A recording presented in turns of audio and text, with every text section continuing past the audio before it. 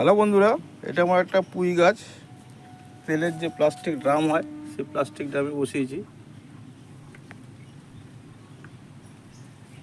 তো এটা অন্য একটা জায়গায় অন্য টবে আপনা আপনি হয়েছিল, সেখান থেকে তুলে নিয়ে এসে এখানে বসিয়েছি।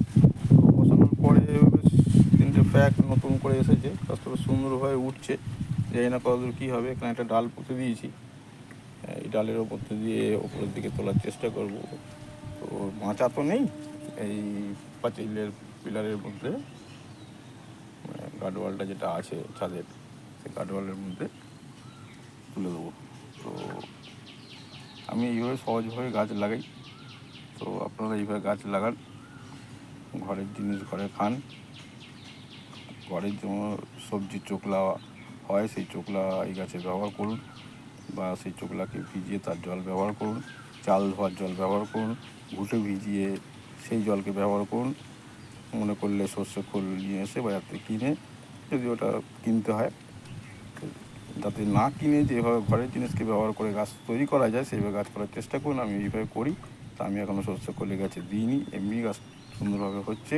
সবজি পচা সার দিয়েছি, পাতা পচা সার দিয়েছি, গোবর সার দিয়েছি, দিয়ে মাটিটা রেডি করা ছিল, সেই মাটিতেই গাছকে বসিয়েছি। গাছের সুন্দর বৃদ্ধি হচ্ছে। আপনারা এইভাবে গাছ করুন, ভালো লাগবে, মন ভালো থাকবে। এবং বাজারের যে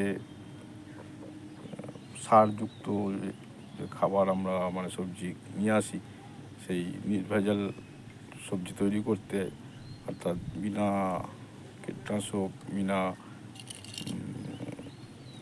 সারে আর কি, রাসায়নিক সার যে ব্যবহার করে গাছের বৃদ্ধির জন্য, তার হাত থেকে মুক্তি পেতে, নিজের শরীরকে সুস্থ রাখতে এবং ভালো খাবার খেতে আপনার নিজের ছাদে নিজেরাই গাছ তৈরি করুন এবং সেগুলোকে আপনি খান এবং আপনার শরীরকে সুস্থ এবং সবল রাখুন।